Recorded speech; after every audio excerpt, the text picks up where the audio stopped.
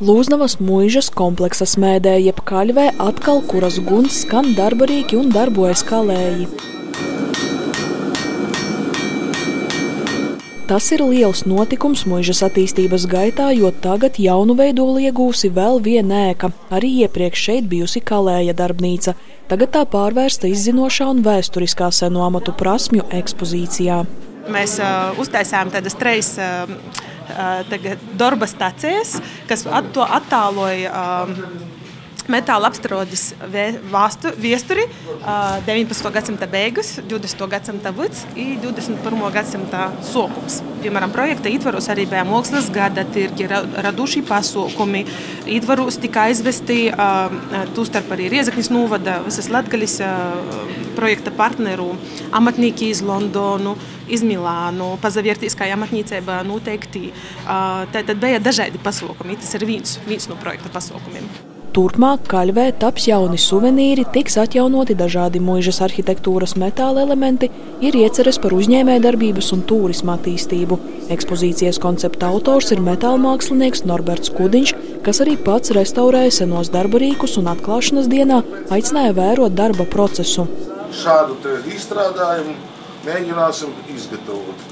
Jūs ir ļoti daudz. Mēs arī esam trietā.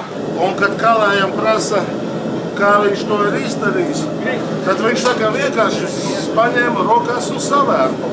Varētu gan meistardarbnieces redzēt, gan arī to, ka strādāja reāls kaļva.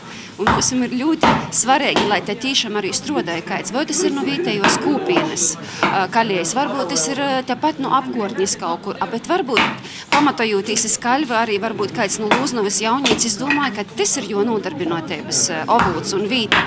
Smēde uzbūvēta 19. gadsimtā, taču vairākus gadu desmitus tā bija tukša. Starptautiska projekta gaitā stiprinātas ēkas sienas un pamati, nomainītas jumta konstrukcijas un segums, kā arī izlikti jauni logi un durvis.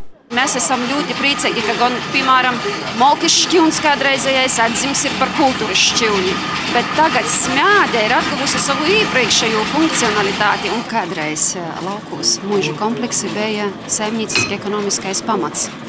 Un faktiski atjaunojot kaļvi, atjaunojot kliets, pogrobus, smēdis, mēs apliecinājam to, ka tai saimniecisko darbība arī mūsu dīnos var turpinoties laukos.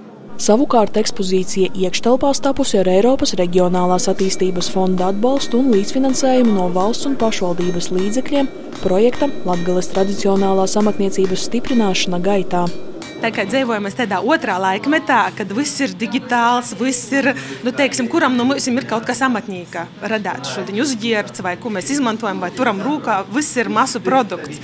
Tad tas mērķis ir saglabot to amatniecību, saglabot to, kas ir tapis no tādiem vērtīgiem, labiem materiāliem, ar cilvēka darbu, ar cilvēka ieguldījumu. Te ir tāda dzīvo vēsturis vīta, dzīvo autentisko vīta, kur arī tagad var turpināt strādāt kaļvē.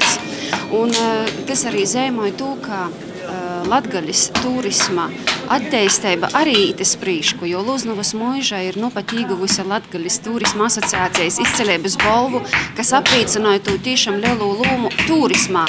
Kā turisma objekts jaunatklātā kaļve darbosies no maija līdz oktobrim. Rēzeknes novada pašvaldības un Latgales mūzikas un mākslas skolas vadība parakstīja nodomu protokolu, lai turpmāk smēdē savas profesionālās prasmes metāla apstrādē un mākslā pilnveidotu arī skolēni.